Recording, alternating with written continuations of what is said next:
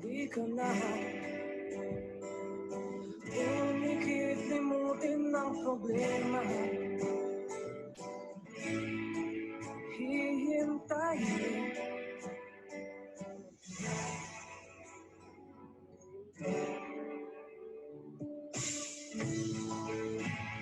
pahinga. Panaginip kay liligaya. Darating din umaga. Basta tayo magkasama, laging mayroong umaga. Kay ganda, pagsikat ang araw, may dalang liwanag sa ating paghaharap. Oh, nahanapin natin.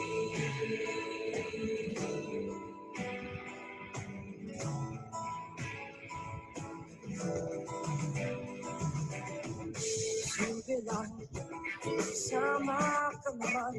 Kung ayaw nila, akin okay lang. Hindi mo makuha sa tingin mo sa taas. Kung ayaw pa rin,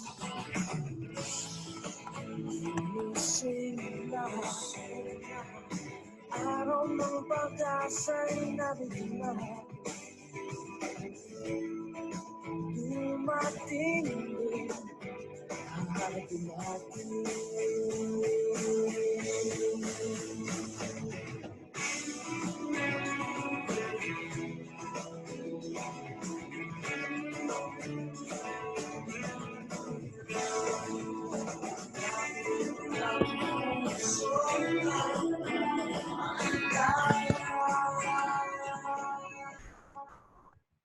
All right, so we're live from Quezon City, Philippines. This is Alvin, your moderator for this session. Good afternoon and welcome to the first installment of Life After the Pandemic, Facing the New Normal. This is a special webinar series of COVID-19 outbreak brought to us by the Active Citizenship Foundation. As we enter the month of May, there are already 8,772 confirmed cases of novel coronavirus disease in the Philippines. Majority of them are coming from the National Capital Region, with the entire island of Luzon being put under enhanced community quarantine since the 17th of March.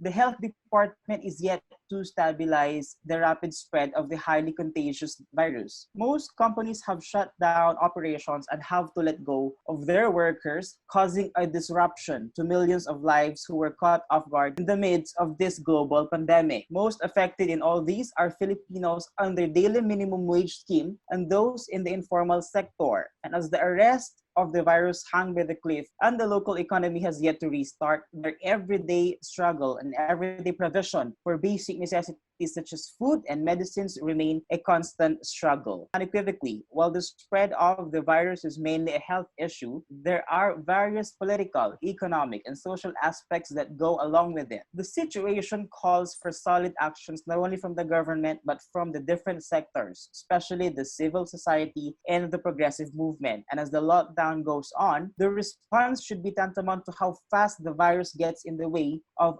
people's lives. The progressive groups must weigh in on what other social issues that we shouldn't neglect as we battle COVID-19. Moving forward, contribute in creating an inclusive and strategic plan of action in case we are to deal with what they coined as the new normal. And for this episode, we will tackle human rights and how the current lockdown has impacted this aspect. There have been reports of abuses and rights violations, and quoting Nick Aspinwall of The Diplomat, the government's stewardship during the coronavirus pandemic has been punctuated by what rights advocates call a chilling disregard for the poor and the persecuted, with the President signing the Republic Act 11469 or the Bayanihan to Hail as One Act, which gave them additional powers to handle the outbreak of COVID-19 in the next 3 months. How does this affect the rising concerns over the enforcement of lockdown by the police and the soldiers?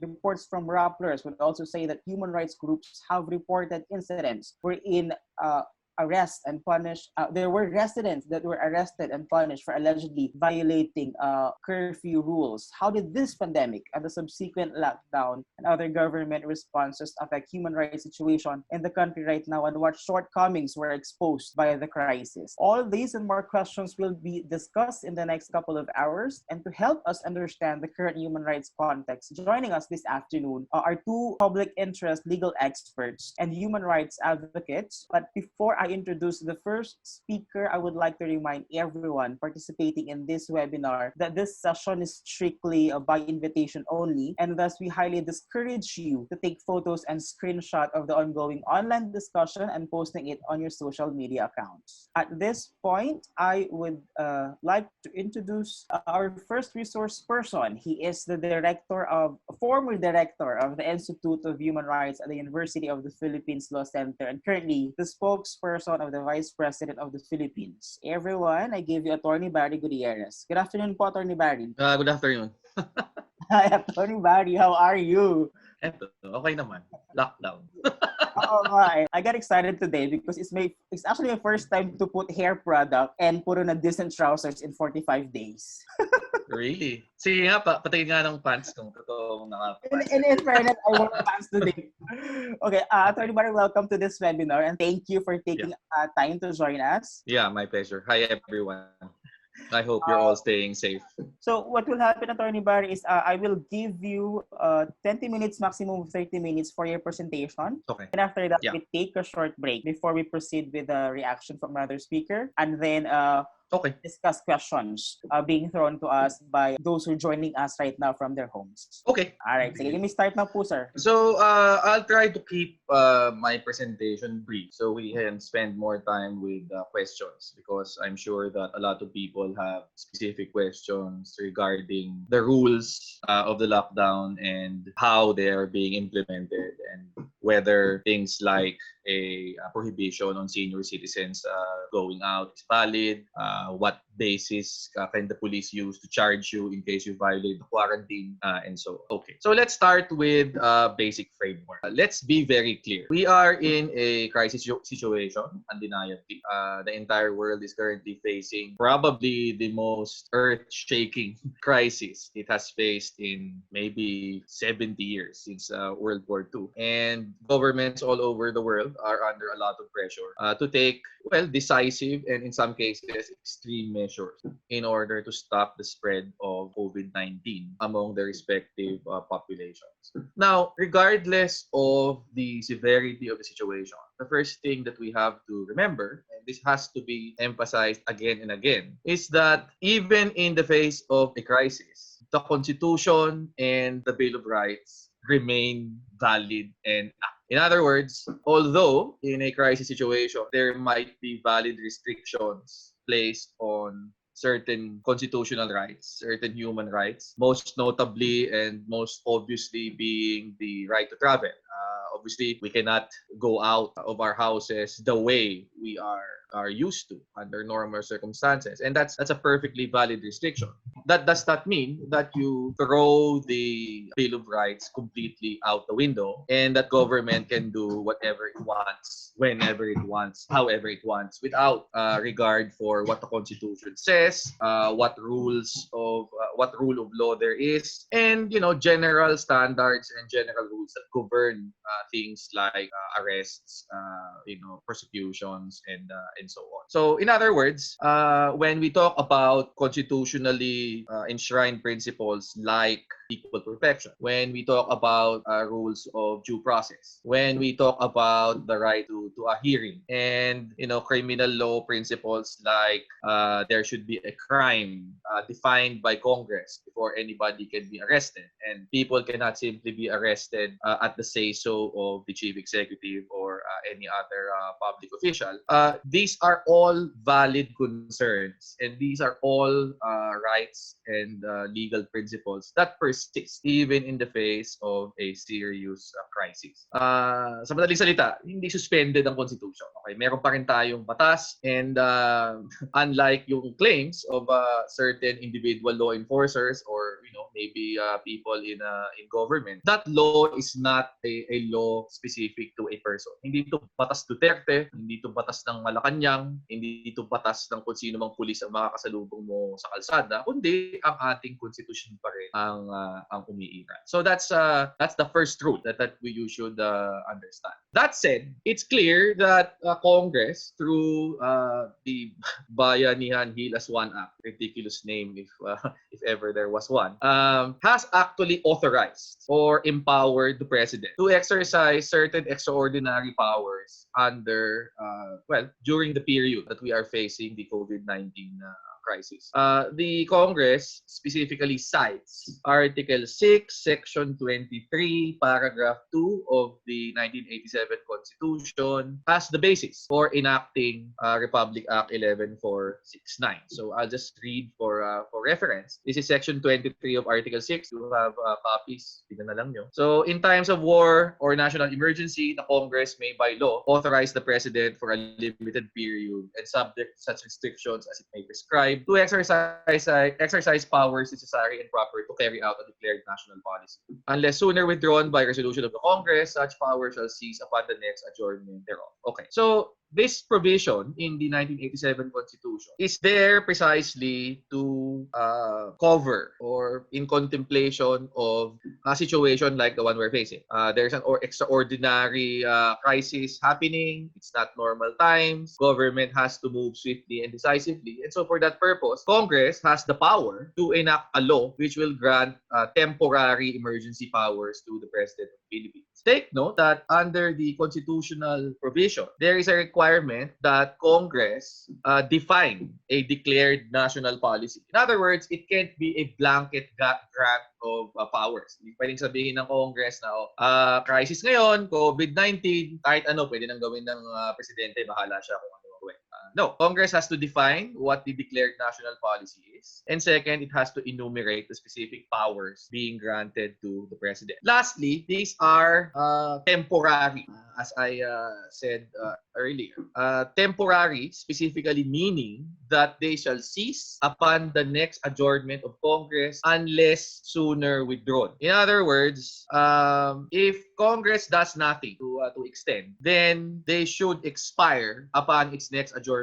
Ang next regular adjournment of Congress is dapat just before SONA. So I think either this month or next month. Hindi ko alam I'm not familiar with the legislative calendar current, but it's either May or June when Congress adjourns CNJ, which means they will have to probably renew the grant of powers. Now, under 11469, there's a broad declaration of policy there. For legal and constitutional purposes, it would seem to be sufficient. It talks about the need to actually protect the public from the spread of the virus and take the necessary steps to protect the population from COVID-19 and so on and so forth. There's also a long enumeration of various powers listed. I won't go into everything. A lot of it actually deals with procurements, deals with realignment of public funds. One interesting to note, however, is if you'll recall in 2015 or about 5 years ago, the Supreme Court,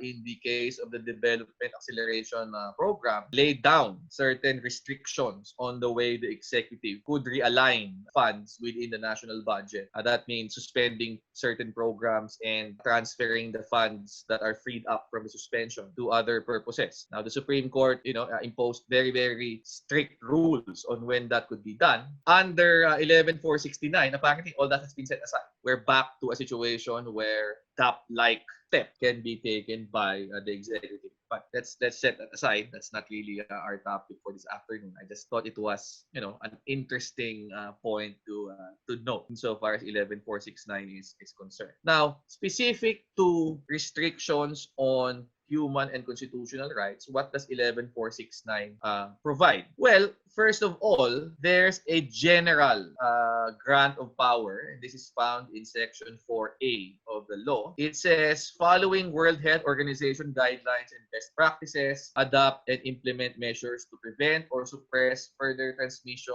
and spread of COVID-19 through effective education, detection, protection, and so this is the catch-all provision of 11469. It essentially authorizes the executive to take measures or implement programs following WHO guidelines, which are intended to prevent or suppress further transmission and spread of COVID-19. Okay, so very broad, actually. Still, this is not a blanket grant of power. Obviously, anything the executive does will still have to be tested against two things. One is the declaration of policy under Section 3 of the law itself. Second is its consistency and compliance with World Health Organization guidelines. So for example, kung i-propose ni Duterte ay, let's say, yung mga namatay, isaksak natin yung dugo nila sa kabayo, tapos yung mga form na antibodies, isaksak natin sa ibang tao. That's not necessarily going to be valid under Section 4A because obviously that is not in accordance with World Health Organization guidelines. But anything that would be deemed sufficiently reasonable, consistent with WHO guidelines, like for example the imposition of a quarantine, restrictions on travel, imposition of rules on social distancing, these would be valid and consistent with the grant of power under Section 4A. Now, in relation to this, you have the specific power to ensure that local government units are acting within the letter and spirit of all the rules, regulations, and directives issued by the national government pursuant to this act. So this is Section 4G of 11469. Taken together, if you look at paragraphs A and G of the law, it would seem that the intention is for the national government to be the one to enact general policies in order to protect the population from COVID-19, prevent its spread, and so on. But local government units are expected to perform the implementation within their respective territorial jurisdiction. And the national government is simply granted the specific authority to ensure that the LGUs are acting within the letter and spirit of the rules. Take note, this is still consistent with the general relationship, the ordinary relationship between the LGUs and the national government, which is one of supervision, general supervision under the local government code and the constitution. Just an aside, for those who are not familiar with the distinction between supervision and control, in administrative law and in the relationship of public officers with each other and with subordinate officers, you have two separate concepts, control and supervision. When you say control, the public officer can actually, the superior public officer can substitute his or her judgment for that of the subordinate officer to the extent that he or she can reverse decisions, essentially take over the function being performed by the subordinate officer and replace the actions done by the subordinate officer, overturn decisions based simply on the fact that, I don't agree with them. I think this can be done better if it's done this way.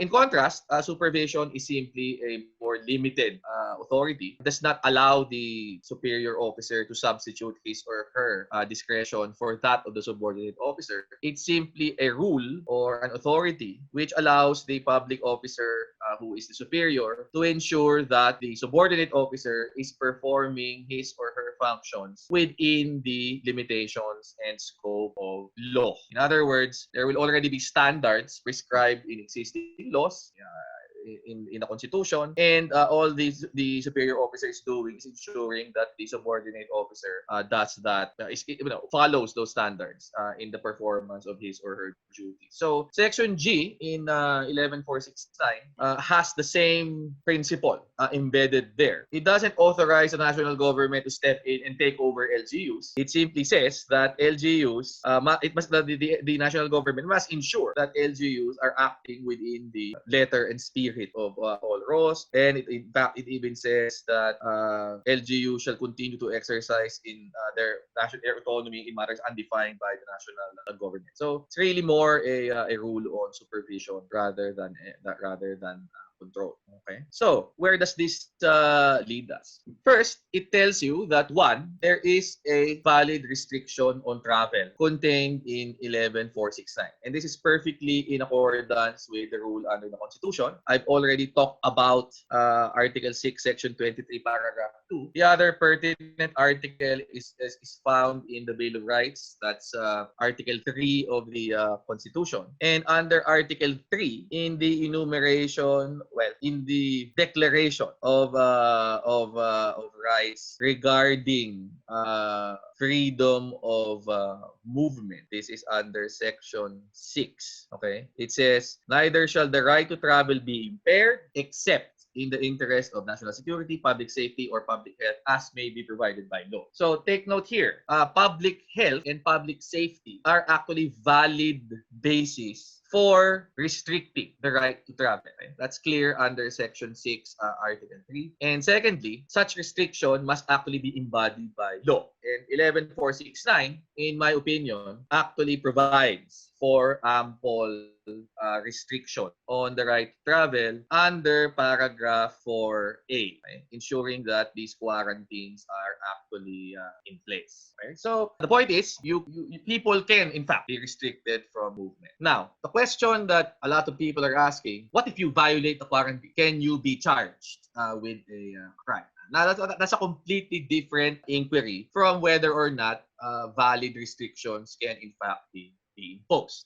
Because obviously, people can, the police, under what we just discussed, can prevent you from leaving your house, for example, can prevent you from entering certain areas under quarantine, can impose general restrictions on movement within areas placed under quarantine, and so on. But what happens if they accost a person who is out while the quarantine is in effect? What's the recourse? Should this person be arrested, thrown in jail? If they're arrested, then what should they be charged? Now, let's be very clear. If a person is to be arrested, one of the basic requirements is that there should be a crime committed, and that the person is being arrested for commission of that particular crime. That's the general rule and a very basic rule under our constitutional order. There are exceptions, administrative arrests, and so on. And in the context of quarantine, obviously a person who can be infectious can be detained. But again, we have a long line of jurisprudence, not just in the Philippines but also from the United States, which actually say that if you are detaining a person on the grounds that there is a public health hazard involved, then the detention should be for the purpose of detaining a sick person or an infected person in a hospital or other quarantine facility to prevent that person from actually infecting others. Okay? It does not include any person who does not obey restrictions on travel, regardless of whether or not they are infected or not. So if you're being arrested, there still should be a crime charge against you. It can't simply be that the reason is, we are imposing public safety or public health principles here. No, there has to be a crime. So what's the crime? Well, if you listen to the statements of the Department of Justice and the Philippine National Police, they basically cite or have cited 4 laws. Okay. First is the quarantine law. Okay? The Quarantine Act of 2004. This is Republic Act 9271. But if you look at Republic Act 9271, it has nothing to do at all with the situation we are in. It talks about quarantine of foreign vessels, foreign travelers coming into the Philippines. So for our purposes, we're under enhanced community quarantine. We cannot go out of our houses. Obviously, 9271 does not really apply. It tackles a completely different situation where quarantine is imposed on persons goods, vessels entering the Philippines. So I think we can set that aside immediately, 9271. Okay. The other is a relatively new law, Republic Act 11332. This is called the Mandatory Reporting of Notifiable Diseases and Health Events of Public Health Concern Act. Okay. Now, there's a provision here in Section 9. Okay. Enumerating prohibited acts, particularly paragraphs D and E, which penalizes non-cooperation of persons and entities that should report and or respond to notifiable diseases or health events of public concern. That's paragraph D of Section 9. And paragraph E, non-cooperation of the person or entities identified as having the notifiable disease or affected by the health event of public concern. Okay. If you read the totality of this law, 11333. My take is that it's really not concerned so much with quarantine specifically, as it is more broadly concerned with a system for mandatory reporting of notifiable diseases, which is in fact the title of the law. So, I have doubts whether Section 9, paragraph D and E, can actually be made to cover people who violate a quarantine. Because to begin with, 11332 does not actually authorize the imposition of a quarantine per se. It does talk about quarantine in general as one of the objectives under Section 4. So, they have quarantine and isolation there. But, really, it doesn't define what quarantine is. It does not include a specific grant of power to impose a quarantine on any specific agency. And the bulk of the provisions actually deal with the duty of various officials, doctors, and the public, mostly people who are suffering from an infectious disease, to actually report or send the required information to the authorities mentioned in this law. In fact, if you look at Section 9, paragraph D and E, the two paragraphs I read earlier, it really talks about people who do not cooperate in reporting and responding to notifiable diseases, or non-cooperation of persons are identified as having the notifiable disease. So, you're really more talking about people who, having the disease, do not report it when they are required by law, or authorities like doctors or local government officials who do not take the necessary steps prescribed under the law to ensure proper notification and reporting of infectious diseases falling within their jurisdiction and authority. So again, I have doubts whether 11332 is going to apply. Now, of course, you have 11469, which we've been talking about since earlier. This is really the rule on. So you'd think that there would be specific provisions here dealing with what happens when a person violates the quarantine. Because after all, it empowered the president to impose a quarantine and empowered the executive to actually ensure that local government units are complying with the rules on quarantine. But if you look at the acts punished under 11469, that's near the end of the law after the very, very, very long recitation of additional powers. There is really nothing under Section 6 which penalizes specific acts talking about criminal penalties for violation of quarantine. Okay? The only time it mentions quarantine is in paragraph 8. It says, LGU officials disobeying national government policies or directives in imposing quarantine. So, the penalty is imposed not on the person who violates the quarantine, but on the LGU official not implementing the national government directive on a quarantine. So, for example, if let's say IATF announces, okay, these areas in Metro Manila should impose enhanced community quarantine, and a mayor, Vico Soto, says, oh, i-lift ko na sa Pasig, then Vico Soto becomes liable under this provision. But it does not cover a private person, not an LGU official, who will refuse to abide by a quarantine imposed within their community or barangay. And if you look at the rest of the enumerated acts under Section 6, none of it is even remotely close to the situation where an individual person person violates quarantine. So mukhang wala rin. And to me, it's very telling that this was excluded because obviously, since Congress excluded it, despite providing penalties for other acts, obviously the intention there, you could read into it to say that Congress did not intend that there be a penalty for quarantine violators in the specific law authorizing the executive to impose quarantine. Now, the last provision that they cite is in the revised penal code. This is Article 151. It's a general provision on disobedience to lawful orders of persons in authority or agents of persons in authority. I've gone through the jurisprudence implementing 151. And more often than not, it talks about the situation where a policeman is trying to arrest you or is trying to implement a search, or there's a court order and it's being implemented and a person refuses to comply with the court order. And then that's when Article 151 will apply. It has never been applied, and I don't think it should apply to a situation where a general law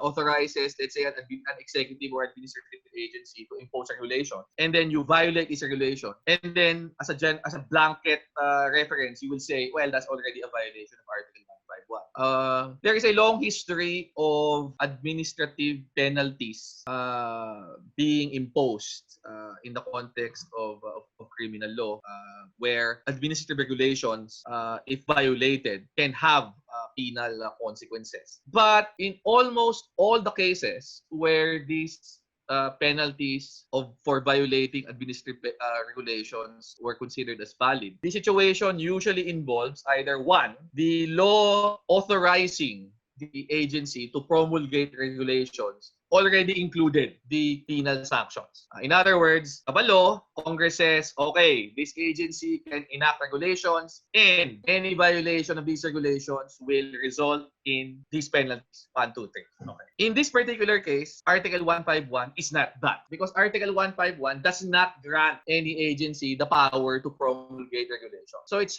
hard to say, one, whether it was intended, in fact, to cover that situation. And two, if it was, whether it will be, in fact, validly applied if you're just talking about a general violation. Kasi, for example, sabihin natin in a particular agency, they have a rule on, let's say, filing certain forms in triplicate or attaching original documents in an application. Okay, pag hindi ka sumunod doon, violation na ng Article 151, I seriously doubt it. In the history of administrative penalties, normally the penalty will be specifically attached to a grant of power to an agency to promulgate rules. In this case, the grant of power is found in 11469, and 11469 does not actually include penalty for violation of these orders, except for in the one specific case where LGU officials disobeyed national government policies or directives in imposing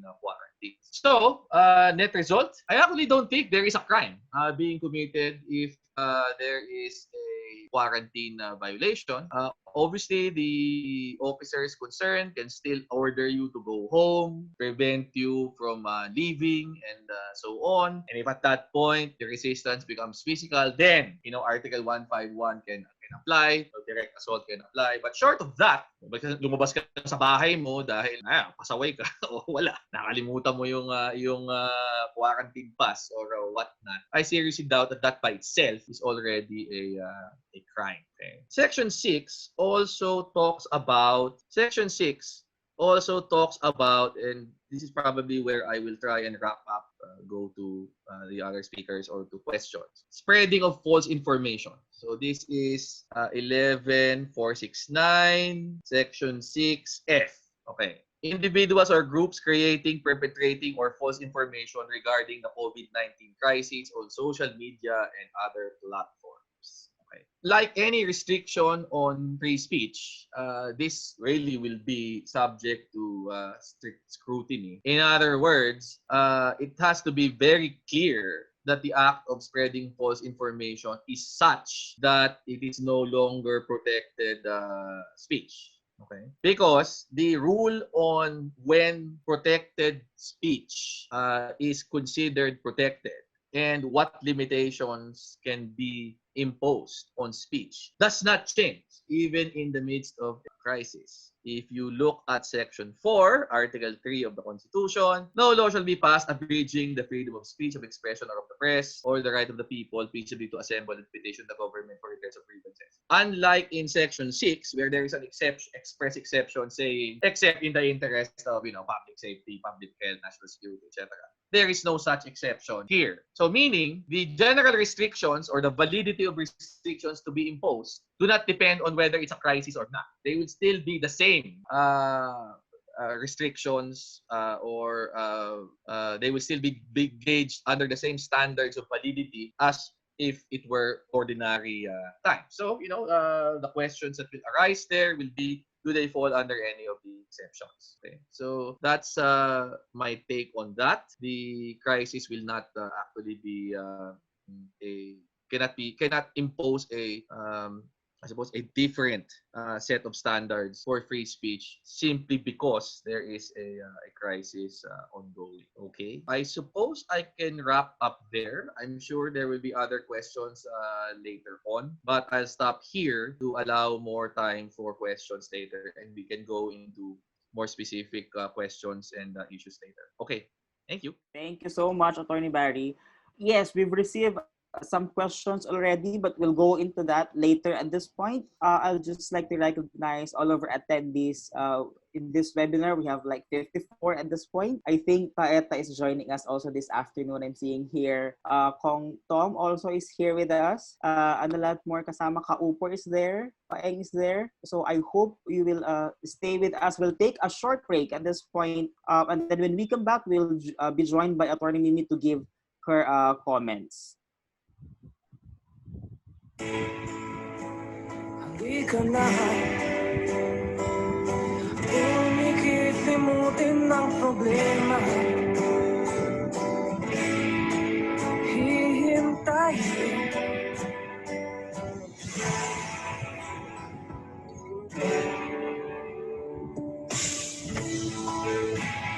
pahinga sa panaginip kay liligaya. Darating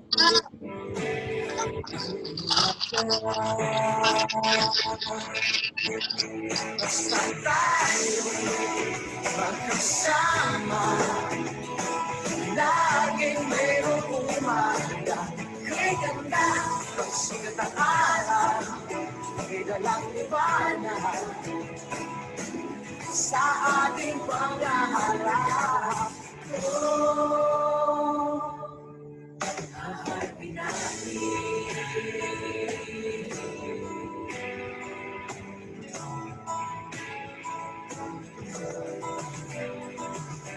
Simple lang, sama ka naman.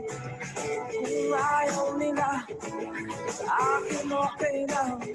Hindi mo makuha sa tingin mo sa taas. Ayaw pa rin. Minising na araw ng pag-asa'y narinig na. Dumating din ang harapin natin.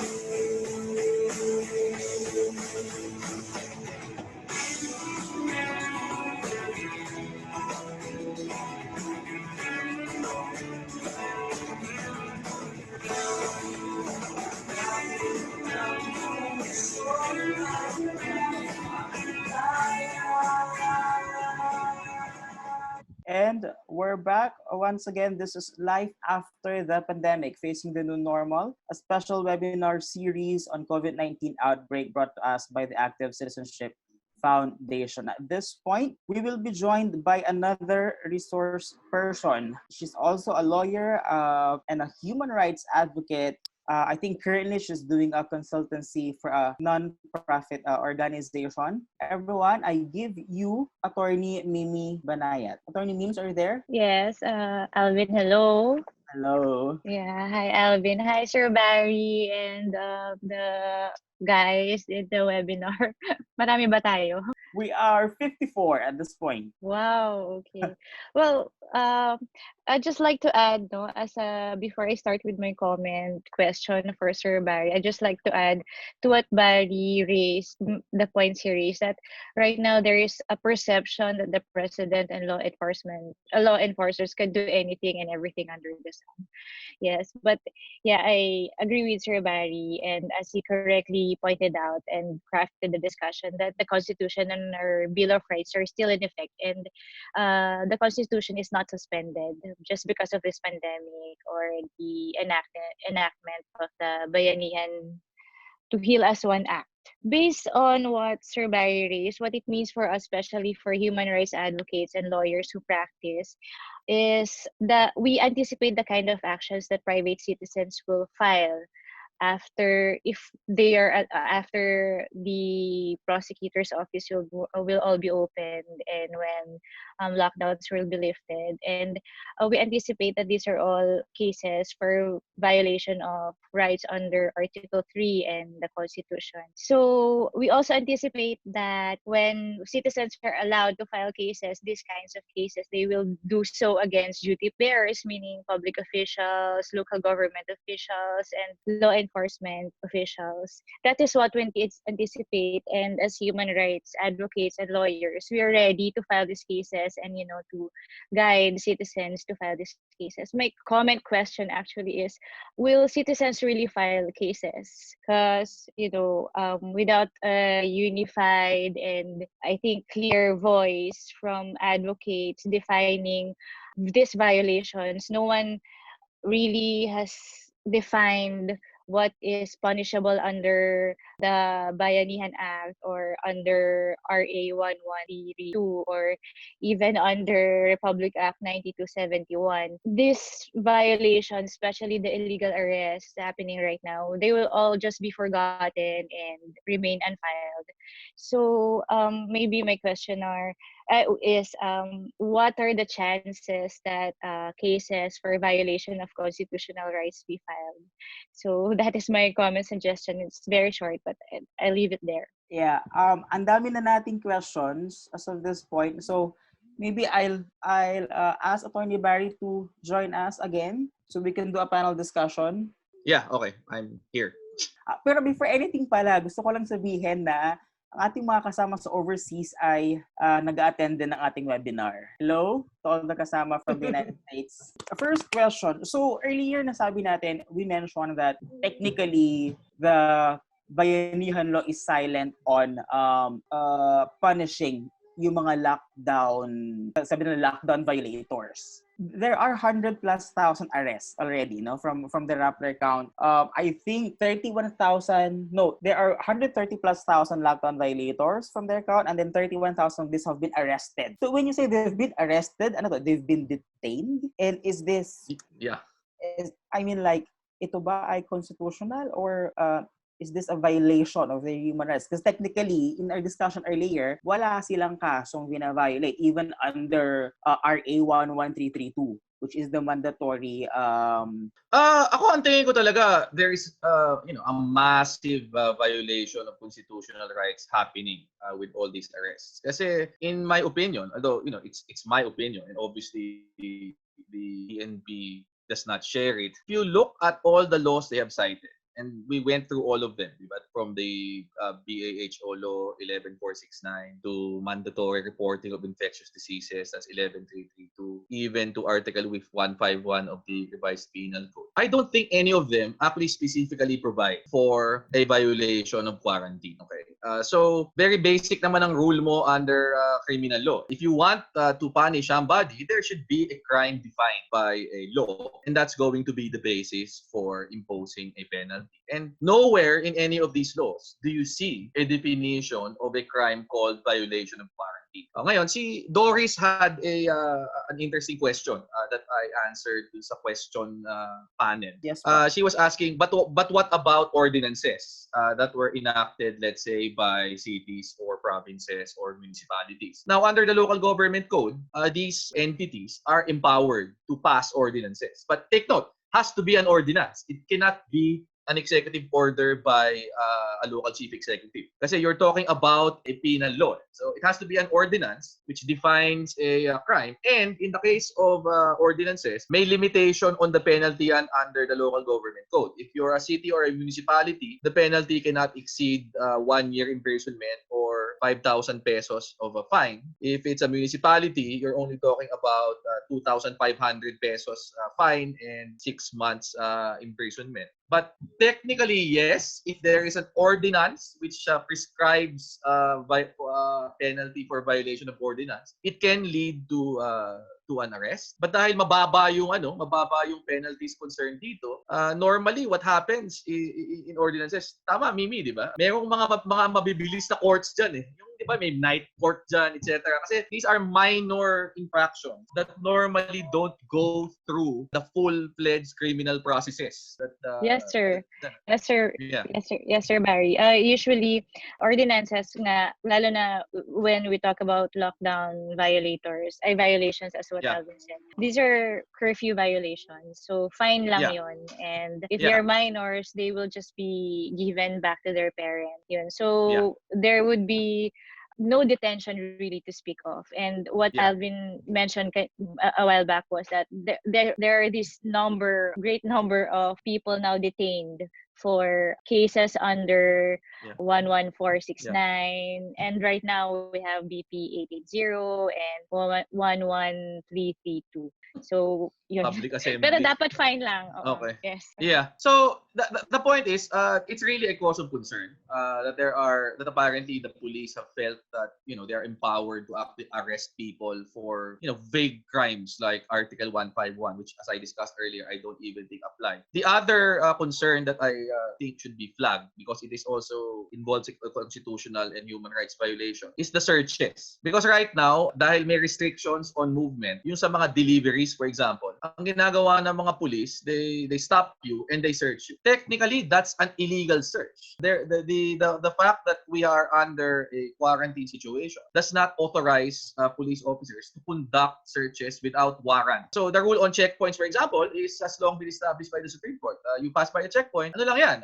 Plain view. Pero ang naririnig kong ibang mga kwento dito, pag delivery, bubuksan pa talaga, titingnan kung ano yung laman. And that's actually an illegal search. But because we are under a state of community quarantine, takot mga tao lumabas, it's not being questioned. So ako, I'm a bit concerned that apparently a lot of constitutional rights violations are happening, and we're just waving them away because everybody is busy dealing with the day-to-day concerns of living under quarantine. Natutuwa ako that groups like yung grupo ni Atty. Chel Jokno, for example, nag-establish sila ng hotline and people can ask questions. And I'm reassured na sa sinabi ni Atty. Mimi that there will be cases pursued after all this. Of course, obviously, ngayon ang hirap dahil the courts are not open. It's difficult to get out. But precisely, it's really under a situation of crisis where we should be the most insistent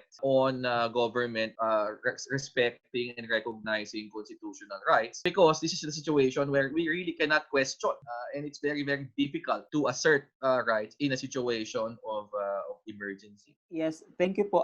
Just a follow-up question, Attorney Barry. So if there are 31,000 plus arrests that was done, since we started, actually feeling ko hindi updated, I think there are more as we speak right now. I suppose this is a warrantless arrest, unless because to come from the court. Very unlikely naman na may nag-issue ng warrant. So yes, in all likelihood, they are warrantless arrests. Diba? So, for example, if we know someone who's being arrested nang walang warrant because of a lockdown violation, violating a certain ordinance in a particular city, for example, what can they do? Go to the Well, that's really the problem. The practical situation actually makes it very, very difficult to find a remedy. Ang practical advice ko is really ensure that if you're being arrested, huwag ka na lumaban kasi baka mamaya patayin ka pa. Parang nung nangyari doon kay Winston Ragos, di ba? And that's obviously you want to avoid that situation. So you follow the steps that normally you would follow in case you're being arrested, which is make sure that somebody knows na you're being arrested, klaruhin mo saan ka dadalhin, klaruhin mo what you're being charged with. And in this particular case, because minor violations naman na pinag-uusapan natin dito, if it's a violation of an ordinance, then, as much as possible, if it's a fine, try and expedite na mabayaran kagad yung fine. If it's minor imprisonment, dapat naman yan. Actually, i-release ka kagad or recognizance or, at worst comes to worst, out on bail. But the point is, very, very unlikely and unreasonable yung prolonged detention. Ako, I would question the validity of the arrest itself, but that might not be practical. So next best case is try and ensure you remain safe during the arrest. You get the pertinent information. Somebody knows where you are. And you get information like ano pangalan ng tao, kailan nangyari, in case you want to pursue some kind of formal complaint later on when things are more open and you can have access to courts and prosecutors and so on and so forth. Yes po. Earlier we discussed paragraph F of Section 6 of the Bayanihan Law. Okay. Fake news. Spreading false information. I don't know if you're familiar with what happened in the Jensen case of a teacher. Yeah. Posted something, on Facebook. It was also a warrantless arrest. Does that constitute a clear and present danger? Kasi inaresto na lang siya eh. Well, ang argument ng police kasi, continuing crime daw. Kasi daw nakapost dun sa kanyang wall, tuloy-tuloy. Ako kasi, I have several misgivings really about validity of arrests based on posts. Particularly if they are not preceded by some kind of legal proceeding like a preliminary investigation and so on. One is, anong proof nila na siya talaga yun? 'Di ba? Hindi naman ano tawag dito? Hindi naman verified yung account. So, pwede ako magbukas ng account, ang pangalan Alvin Quintans. Tapos mag-post ako ng kung ano-ano mga bagay. Does that mean ikaw Alvin Quintans, ayun ang pangalan mo, arrestuhin ka? Di ba? Yun eh. There's a certain level of absurdity in relying on, a Facebook account as a basis for conducting a warrantless arrest. Okay. Ako, I would say fine. It might be the basis to start an investigation. But then the person should actually have the opportunity to contest in a preliminary investigation. Hindi ako yan, hindi nag-post yan, may nag-access lang ng account ko, and so on and so forth. But immediately arresting a person, that's questionable in my. Second is really the broader issue of what are valid restrictions on free speech during a time of crisis. And I think that, as I said earlier, just because we're facing a pandemic doesn't mean nagbago yung rules on free speech. Again, you mentioned it already. Normally, the rule is there has to be a clear and present danger. It's strict scrutiny. Malinaw na malinaw that allowing this particular speech will actually endanger people. It will put them in danger. So that standard should be applied to the quality of the speech itself. In other words, the presumption should be it's accepted. And the burden is on the authorities to prove how and why. Step 1, 2, 3, 4, this will actually lead to putting the public in danger. Sa akin, kung ganun kasi standard, di dapat si Duterte nag-violate when he talked about saksak nyo yung dugo ng may sakit sa kabayo tapos kunin yung antibody sa kabayo. That is ridiculous, di ba? And it might in fact put people in danger. O yung sinabi ni Panelo na kumain kayo ng saging, tataas ang resistensya nyo. Mas yung pa yung nakaka-endanger. And yet, you don't see them being prosecuted. In fact, ang mga hinahabol, yung mga tao who are criticizing the government, which ako, I would think should not actually fall under the scope of paragraph F. Paragraph F should be made to strictly apply only to information which is demonstrably false and which actually immediately puts people in danger. So for example, you put false information regarding, let's say, mga ospital ang pwedeng puntahan. Or you put information na maling medical information that could cause people to actually poison themselves or make themselves sick dahil hindi yun ang ginagawa. Yun yung I would consider that would be validly covered under Section F. But, just general criticism of the government, whether or not it's true or not, or, unfounded or well-founded, I don't think that will be that should be covered. We have another question here po sa persons in authority punish quarantine or curfew violators through absurd means like public humiliation. Yeah, in-answer ko kanina yan. The short answer is no.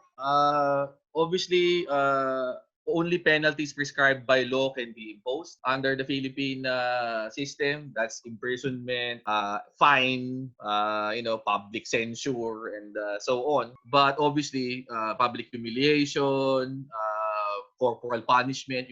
The other day, there was a video going around sa Quezon City na merong pinagpapalo, 'di ba? Parang ginulpi ng mga officials. That's not a valid penalty under our law. In fact, I would argue that is cruel and unusual punishment, and actually nag-incur ng liability yung mga public officials who engage in this probably grave coercion at the minimum. Pag ganon, Sir Barry, does that mean that you can challenge the penalty being given to you? But how do you exactly do that? I mean, sabi, ayoko gawin yan. Well, again, yan na naman yan eh. It's where the law meets the vicious reality of being in quarantine. Ako, as much as possible, refuse if you can get people to support you. Kasi wala naman silang batas na maisa-cite dyan. Papaluin ka, etc. But again, you have to balance that out with, actually putting yourself in physical danger. Kung may mga baril yung mga kausap mo, tapos pinapakanta ka halimbawa sa kanto, baka mahirap makipag-away pa, di ba? Yun naman yung point. So again, it's difficult kasi maski nasa tama ka under a situation where people with authority and guns are telling you to commit what are obviously flagrant violations of the rule of law and the Constitution. What do you do?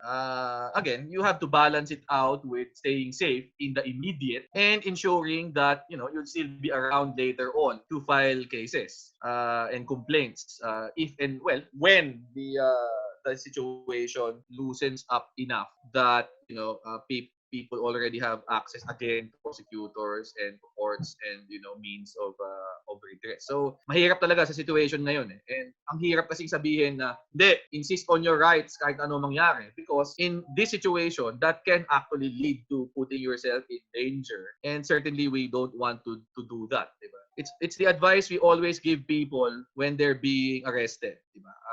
Ang problema kasi sa isang bansa na mahina ang rule of law at madami sa mga law enforcers mo hindi conscious dun sa mga tamang patakaran. You always have to balance out staying safe in the moment with a firm assertion of your rights. I'm not saying isuko mo, but what I'm saying is balansehin mo, masahin mo yung sitwasyon. And at the end of the day, the important thing to note there is you don't want things to escalate. You want to have somebody else and other people aware of what is going on. And you want to have the necessary information na kailangan in case you want to pursue complaints and cases later on. Yun naman yung basic guidelines. Yes. Si Mimi, baka merong gustong idagdag. Well, but how do we bridge that gap between what's being said in the law and how it's being interpreted by the enforcers on the ground? Attorney Mimi, ito ba yung sinasabi mo kanina na the citizens should be willing to file cases? Well, after the fact na kasi yung filing of cases. Yeah, so what's being pointed out is what happens or what you do when you're what we say at the moment. So pinakauna niyan really is to preserve your security and your safety. So you can't file any more cases if you're dead kasi nanglaban ka. Yes. So what these points are points that are being raised even before the pandemic. So what we're saying is it's the same playbook. Yung nanlaban playbook and yung pasaway playbook, it's the same playbook. So our advice as lawyers would be first, ganun pa rin, yung advice namin would be first to secure your safety before you refuse to be unjustly punished or illegally arrested. But the difficulty is filing cases comes after the fact. Pero yun, yung difficulty lalo na now that we are in a pandemic is making sure that you will be well enough and alive enough to file cases later on after you realize that your rights have been violated. Okay.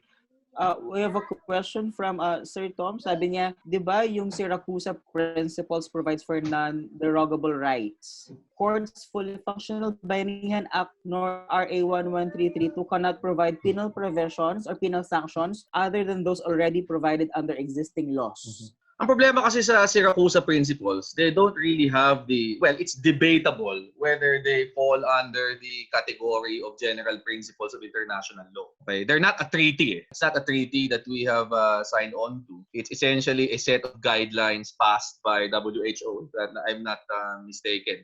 Essentially trying to balance the interest of individual human rights in the face of dealing with infectious diseases, pandemics, and so on and so forth. But even if they are considered a treaty, or even if they are considered a general principle of international law, that will be subordinate to the Philippine Constitution under domestic law. Ang idea dito is, if we sign a treaty, it's like that's under our Constitution. And the Constitution itself, Article 3, which I mentioned earlier, does actually authorize restrictions to most specifically the right to travel under Section 6 in situations where there is a public health issue concern. So ako, ang tingin ko, while as a general standard, to guide government behavior, it will be valid. It will be difficult to argue that it renders the actions of Congress, for example, invalid. Kasi at the end of the day, at best, it will be one statute, okay, a treaty, if it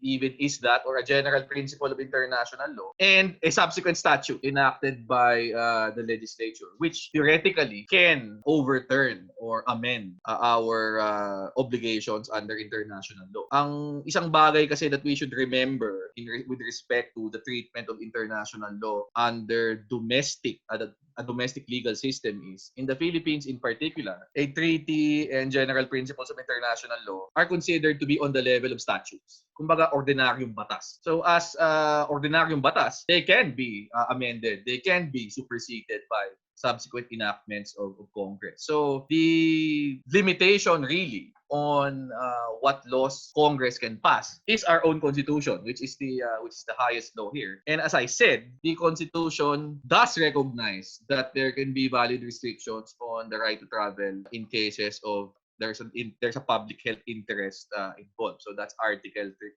3, Section 6. Okay. And ako, I would think that in general, the imposition of a community quarantine under 11.469 will be upheld as valid, as applying the exception prescribed under Article 3, Section 6. The argument that I'm making is, when Congress had the opportunity to define a penalty for violation of quarantine under 11.469, it did not do so. So we should construe that as an intention not to criminalize quarantine violations. And that, I think, is one of the strongest arguments against the police and the DOJ insisting that there is a crime being committed when a person, goes out of his house or her house without a quarantine pass, or, leaves his or her house without wearing a face mask. Yun eh. Ako, I seriously question that is a crime, and that, I don't think Congress intended to make it a crime, because when it had the opportunity to define a crime,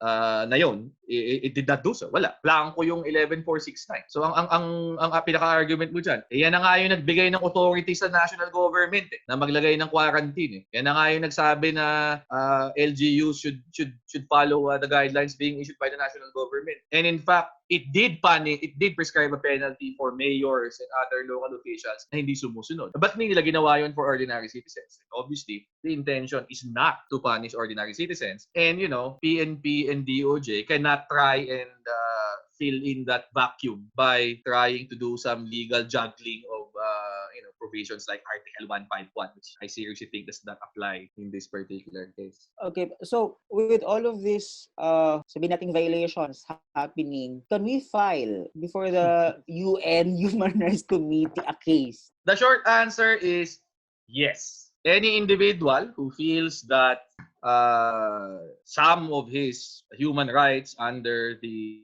International Covenant on Civil and Political Rights have been violated, can seek recourse to the the Federal Protocol and file a case before the Human Rights Committee of the United Nations. It's a standing committee. There is a complaints process, and any individual can do it, suing the Philippine government. Of course, ang net effect lang naman nun is they'll have a hearing, you can submit evidence, and they'll probably have some kind of finding later on. Could be saying, oh, Philippine government, you violated these rights, this is what you should do. But if you're expecting people to be removed, jailed, etc., that's not gonna happen. But yeah, you can theoretically pursue that.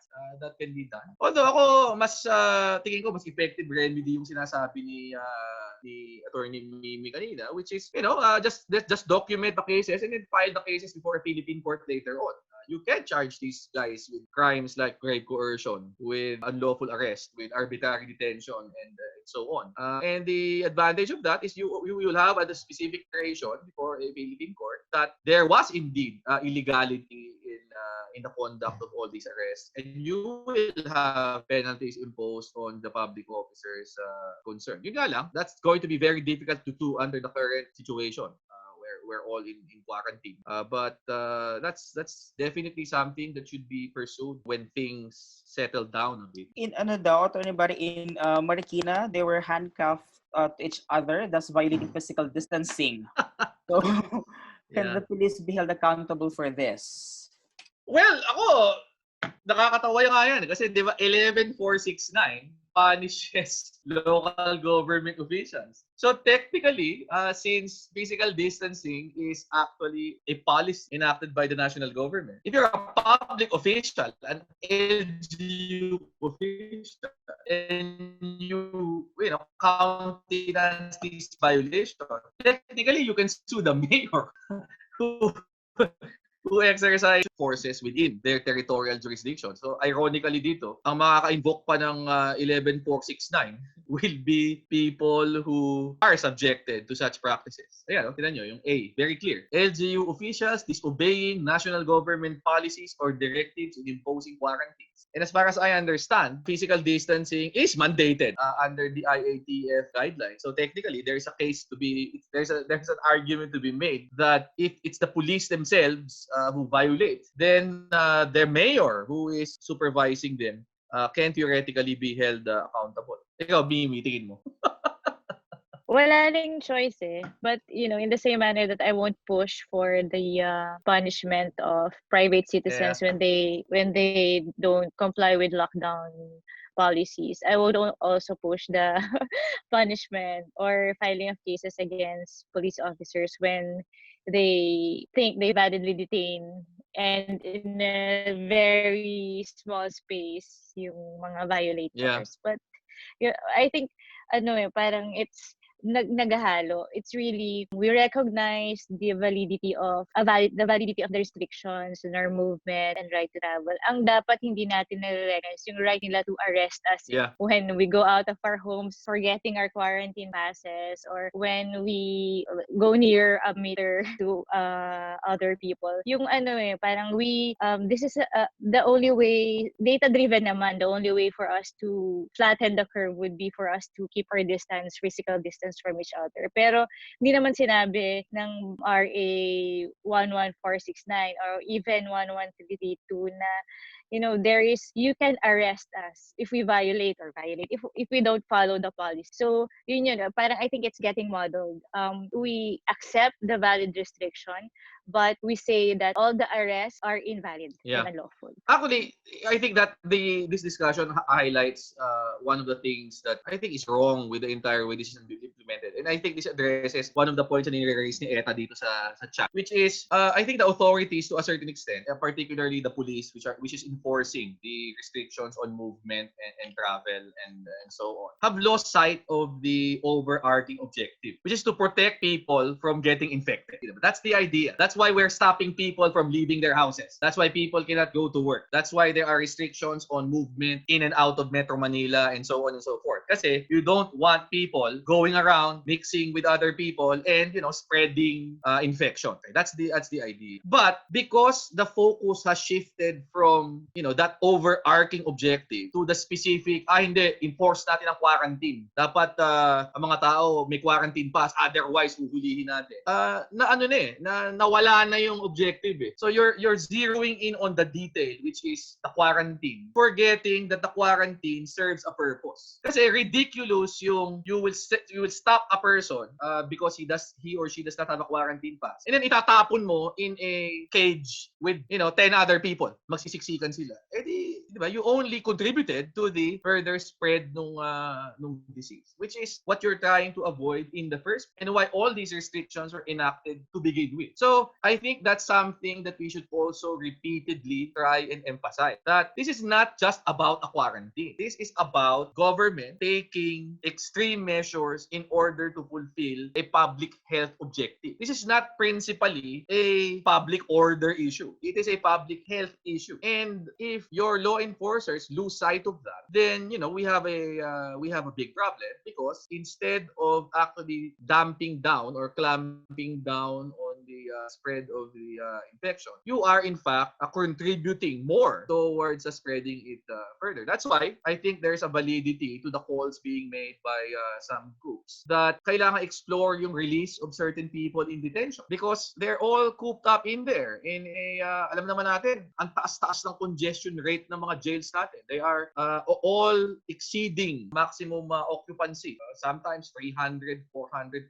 So 3 times, 4 times, 5 times what normally should be the capacity of a prison. Yun yung dami ng mga taong nandun. And yet, they're getting sick in such close quarters, inevitable that they will all infect each other, and yet walang steps na tinitake. So, these are the questions that the government should be answering in the broader context of what quarantine is actually for. And, not focus on, the macho side of hindi kayo sumunod, therefore, hulihin namin kayo. Ang problema kasi nagsishift yung usapan to sa basta sumunod na lang kayo. When in fact, the conversation should always be about why we are taking these particular measures and how this will help in protecting people from the virus. Yes po. There's a very good suggestion here by Sir Byron. I'll just share it to everyone. Sabi ni Sir Byron, and I quote, "I think that aside from possible complaints for rights violations, once the courts reopen, what we can and should do now is public clarification of citizens' rights and possibly violations committed by authorities, like what we are doing now, to guide both citizens and authorities about rights of the former and the limits to the power of the latter." So yeah, basically public education is the key. Actually, I noticed that that was one of the objectives of yung hotline that sila Attorney Chell launched, actually in cooperation with OVP, because there were a lot of people really who were asking questions, and I think that it was not clear to a lot of people that you still had rights under a situation of quarantine, and that's very, very important to actually emphasize that the rule of law is not suspended, the Constitution is not suspended. Hindi to batas Duterte, hindi to batas PNP, hindi to batas militar. There are rules that need to be followed. There are rights that need to be respected, and we should not lose sight that while we accept these restrictions, tama si Attorney Mimi, there are proper ways by which it should be implemented. Hindi man ako nagugulat na magaling si Attorney Pai dito dahil Pai Rus eh. So, Pai. Ang sabi ni Sir Joel, kung mahirap ang legal recourse under current conditions, ano ang available political recourse? So this is still, like bridging the gap ng what's being said in the law doon sa ginagawa sa ground. Ako, practically talaga, the first step is really be aware of what rights you have and make more people aware that, there are rules that have to be followed and what those rules are. That's the first step. The second step is assert yung rights na yan if you are in a position to do so. Up to the point where as long as you can do so without unnecessarily putting yourself in actual physical danger. Yun naman yung point. You don't want to be a rules lawyer to the point na babariling ka na lang and then yung mga kaibigan mo lang at pamilya mo ang magpapile ng kaso on your behalf. Certainly, you don't want that. So, be assertive but balance the situation and understand that it's better to fight another day than, to just seek justice for na extrajudicial killing ka during the quarantine. And then third, make sure that you have the required information and the required data that you will need if you intend to file cases later on. So, the basic there is pangalan ng mga tao involved, kailan nangyari, if you can write down things after an incident, the better para hindi mo makalimutan. The usual things that we recommend in terms of documenting and dealing with human rights violations, even in a non-quarantine situation. Sa situation naman kasi halimbawa huhulihin ka, ang hirap minsan na na masyadong maging aggressive dahil might give the people an excuse to shoot you. And while mali yun, alam nating mali yun, nagkakaintindihan tayong lahat, patay ka pa rin, di ba? And justice after you're dead is not really going to benefit you so much. So the point is know your rights, be assertive but be safe, and then gather the necessary information so that you can pursue remedies later on. Can I add? Oh, yes, can I add? Yeah, I will give equal emphasis on collating evidence and data. It's very important para when we file cases. And gusto ko rin idagdag, apparently the administration, this government is very sensitive sa social media. So if there's like a political tool that is available to everyone right now, I think saying your piece in social media works as long as you have your backing from equally minded individuals. So yun, gather evidence, gather data, and so that you can physically preserve them. And yun, maybe a political tool right now would be social media kasi parang merong sensitivity at saka takot yung gobyerno, yung administration ngayon sa points that are valid points raised online. Agree ako sa point ni Sec Joel. It shouldn't be individuals battling the system. It really should be campaigns. So, if you can organize online, you can get more people to raise issues online. And the thing is, right now, dahil a lot of people are at home, glued to social media, it's actually a fertile ground to get people motivated and informed and moving on issues. We saw that over the past few weeks on a variety of issues, from people reporting yung page ni Boca Uson to people defending Leni Robredo and Pico Soto and all that. So tingin ko it's very important to spread the ideas, some of the ideas that we've been trying to discuss over the past hour or so, which is really hindi ibig sabihin ng quarantine naka-quarantine din ang konstitusyon. Hindi ibig sabihin ng may emergency wala na tayong karapatan at kahit ano na lang ay pwedeng gawin ng gobyerno. And I think that's something that's very basic but seems to actually fall through the cracks of consciousness ng madaming tao. Understandably, dahil lahat ng tao mas takot na magkasakit, dealing with the difficulties of being under lockdown.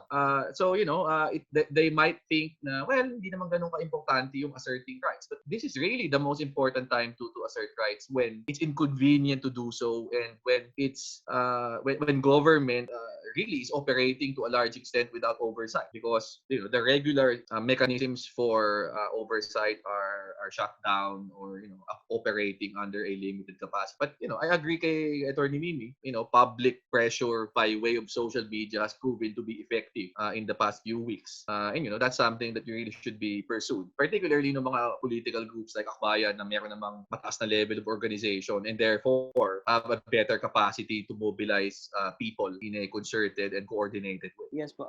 Another question we have here. We're transitioning, well, some of the provinces are transitioning to GCQ already.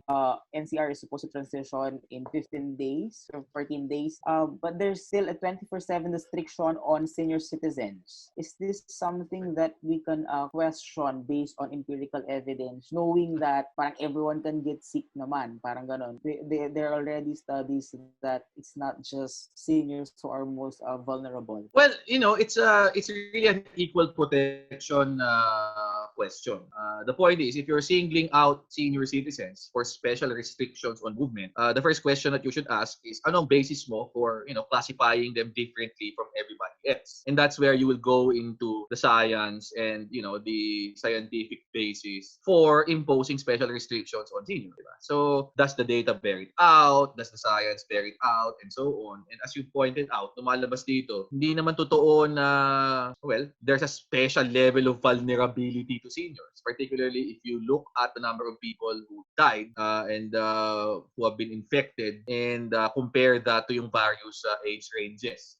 In fact, may naglabas na ng ganyang study sa Pilipinas at least. At lumalabas dito, wala namang significant difference. The other question, aside from the validity of classification, is the reasonableness of the restriction. Ang point kasi dyan is medyo severe yung imposition ng complete hindi ka malabas ng bahay. So ang point is that reasonable given the objective that you want to achieve? In other words, won't the same objective be met by requiring everybody to wear a mask, di ba? Or won't the same objective be met by, let's say, having special time for senior citizens to go to grocery or a supermarket na sila lang ang pwede para, di ba?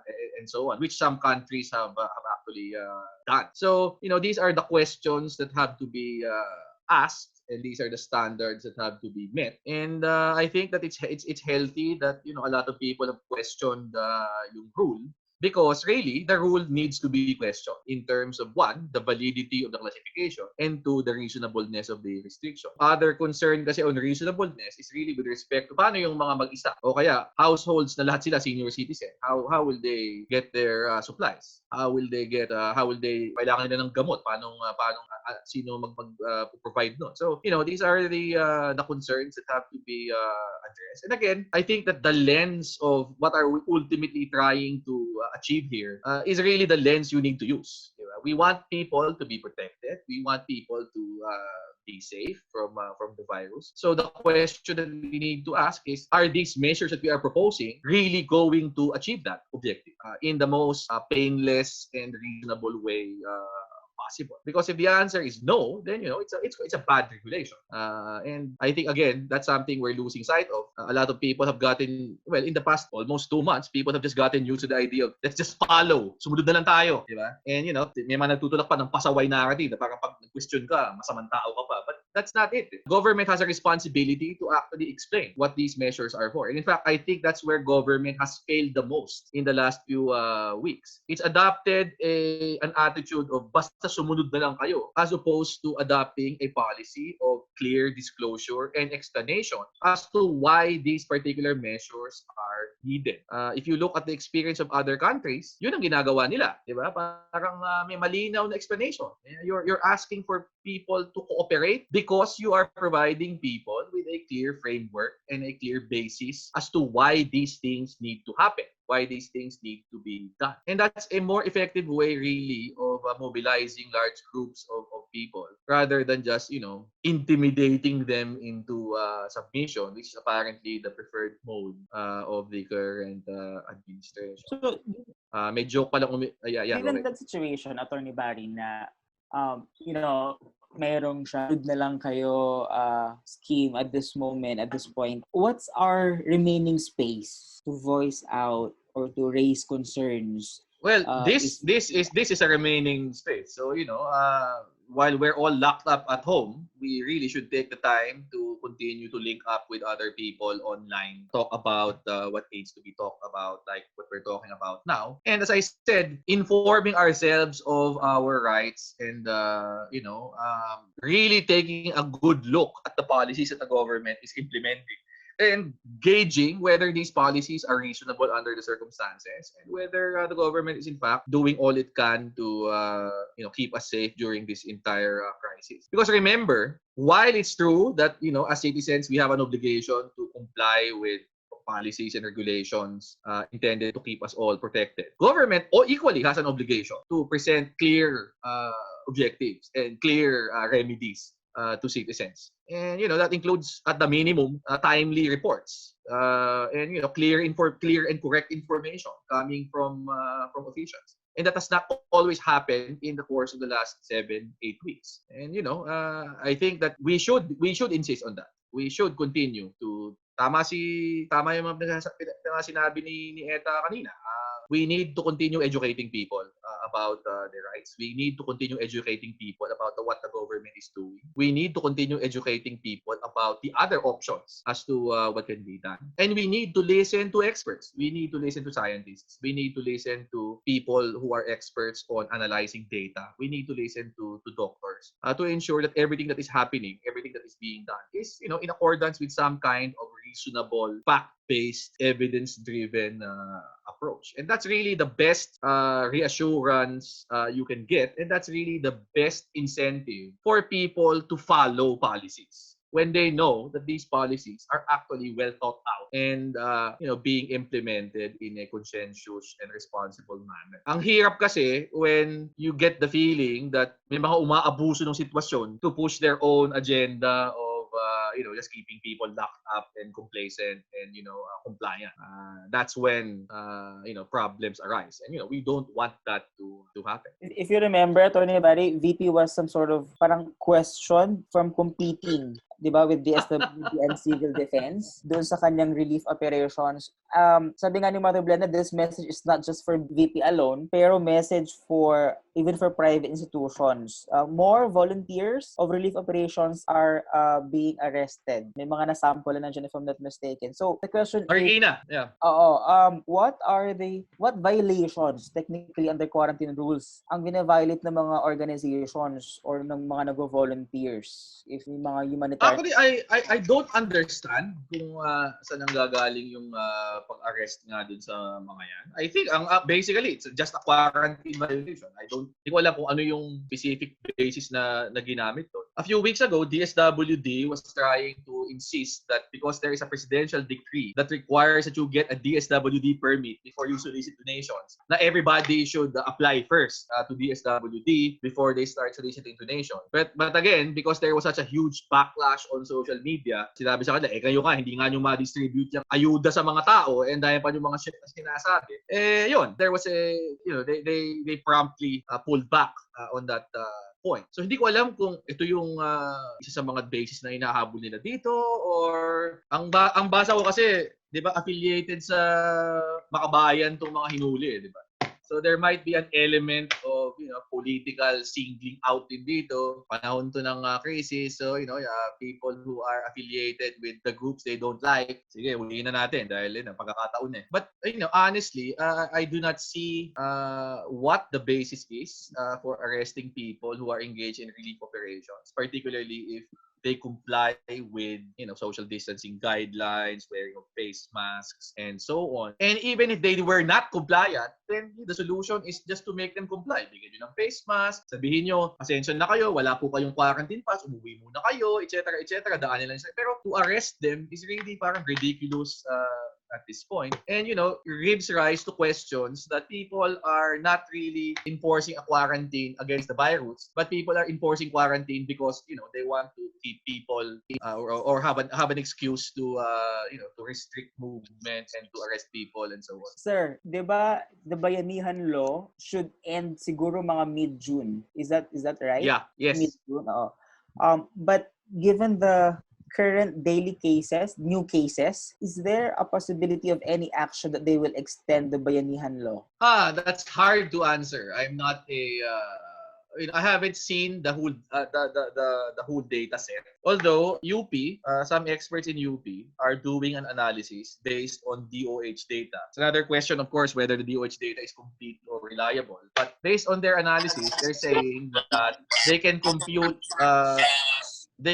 infection rates on a per region, per province basis. And they're recommending that for the provinces with relatively lower infection rates or the risk of outbreak, you can relax restrictions. But in other areas, and NCR falls under this classification, where there is still a high possibility of an outbreak, then the quarantine can be extended. But the point is really, I think, not so much do we extend or not, or can we extend or not.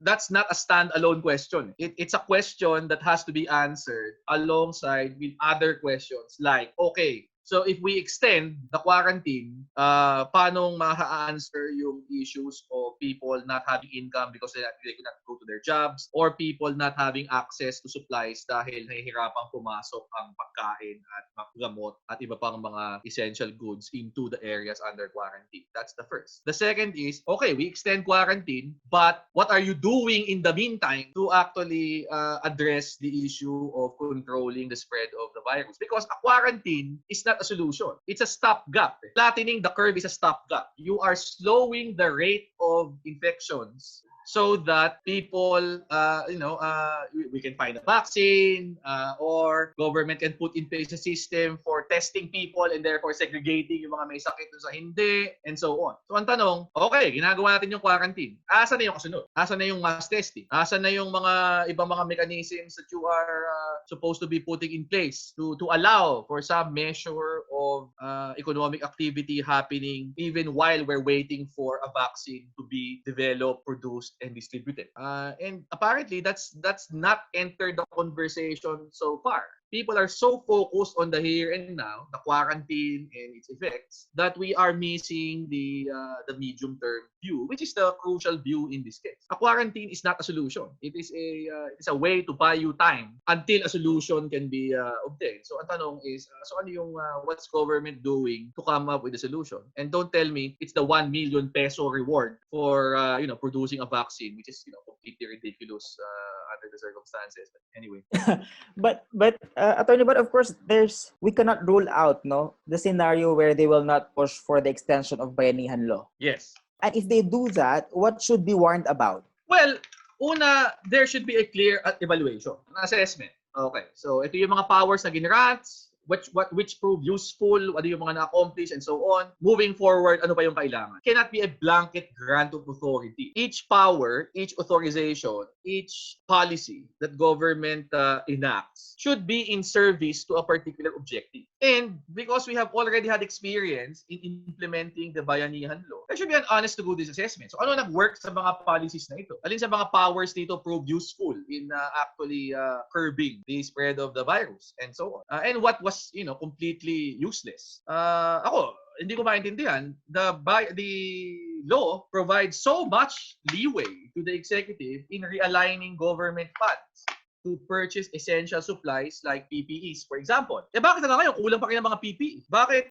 how come the April 30 target for 8,000 tests a day was not met? I thought that, government was already empowered to do what was necessary in order to ensure that essential supplies like testing kits, like PPEs for frontliners, are procured and distributed. The Bayanihan Law talks about 18 million families receiving between 5 to 8,000 pesos. Last week, I was in a briefing, and apparently, only 1% of that target has been reached. So, where the hell are we? What's happening? Why these problems in implementation, and what should be done in order to resolve these particular difficulties? So, it can't be a blanket extend tayo. It has to come with an honest to goodness assessment and an honest to goodness evaluation of what we need to prioritize moving forward. Also, in relation to that, sir, the extension of that law is definitely something that we can oppose, no? Yeah, particularly if there is a refusal to even assess and to come up with clear information on how it was implemented. Very clear under the law. Every Monday, they should submit a report to Congress. I think at the minimum, we should insist that those reports be made generally available. And ano laman ng lahat ng mga reports? Okay, if you're gonna base it on what Gutierrez says, well, might as well, huwag ka na lang makinig dahil wala siya sinasabing anything useful. Correct. But gaya nga ng sabi ni Sir Joel kanina, given the limited legal recourse, we might as well start thinking of what political actions we can do about it. Yeah, well. We have, I think, one more last question here, but this is just very, very specific. Sabi dito, a lot of people were stranded in other provinces with high cases of Yeah. COVID-19. So they resorted to going back home to their provinces by means of fishing boats and delivery vans, carrying essential goods and paying as low as 2,000 per head. What are the violators' sanctions and what should be the authorities' proper action on dealing with them? If there are specific quarantine ordinances dun sa mga areas na dinaanan nila, then they can be held subject to that. Although ako, as a practical matter, again, you have to apply the general principle that you were trying to emphasize paulit-ulit pa kanina. That ultimately, you have to look at what's the objective of a quarantine to prevent people from getting infected. So, given people crossed lines and they arrived at the province, their home province. So what do? Probably the easiest way is just compel them to undergo a 2-week home quarantine to ensure that one, they do not spread it to people na mamimit nila sa labas, and two, people are protected against them and they're monitored for any symptoms. If they have symptoms and they eventually test positive, then bring them to a treatment facility where they can be isolated and given the proper treatment. That's really the it's really the difference between using public order tools to pursue a public health objective and using a public health emergency as an excuse to impose restrictions on the movement and rights. Okay. So I think that really we should be pushing aggressively for government to move towards the first box. Now, this is a public health emergency. Fine. We understand that part of yung tool set that you will utilize will be public order tools. But let's not forget the ultimate objective. Let's not, go to box number 2, which is excuse na lang yung public health emergency. But what you're really doing is, limiting the movement of people, constraining their rights, and telling them na sundo na lang kayo. Okay. Losing sight of the objective as to why we have all these restrictions in the first place. Yes. Can I just add a short point dun sa not allowing people to cross boundaries? I think also it's unlawful and injustice. So I think this is the perfect time also to understand what the virus is and what the disease is. Tapos baka to file or push for anti-discrimination legislation. Kasi 'di ba you're not treating people, you're looking at them as if you're banishing them away from your area. So baka dagdag lang sa aside from government really communicating its objective, it's high time for us to push for anti-discrimination legislation for COVID-19 cases. All right. Thanks, Mims. Thank you then. Thank you, Attorney Barry, for joining us this afternoon. Thank you, Attorney Mimi. Yeah, parang wala naman ako pwedeng puntahan di ba? Thank you to both of you. We are closing now this webinar. I would like to thank all of you who attended this first installment of webinar series of ACF. Now we see how the current law enforcement has been flawed and oftentimes abused. And definitely this is not the new normal that we will accept. No, I hope that this discussion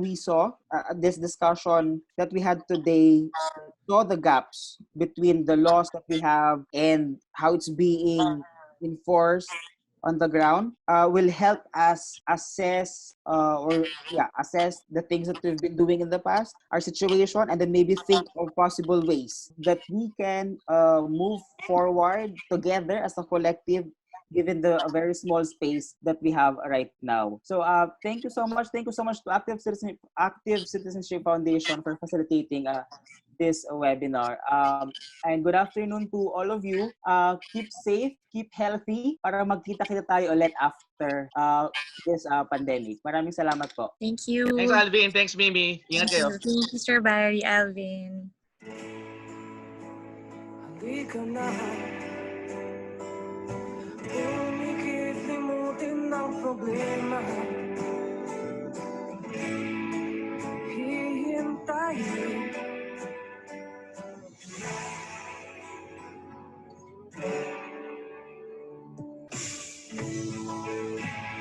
pahinga sa panaginip kay liligaya. Darap Dumating ang umaga. Basta tayo'y magkasama, laging mayroong umaga. Kay ganda, pagsikat ng araw, may dalang liwanag sa ating pangarap. Oh, hahanapin natin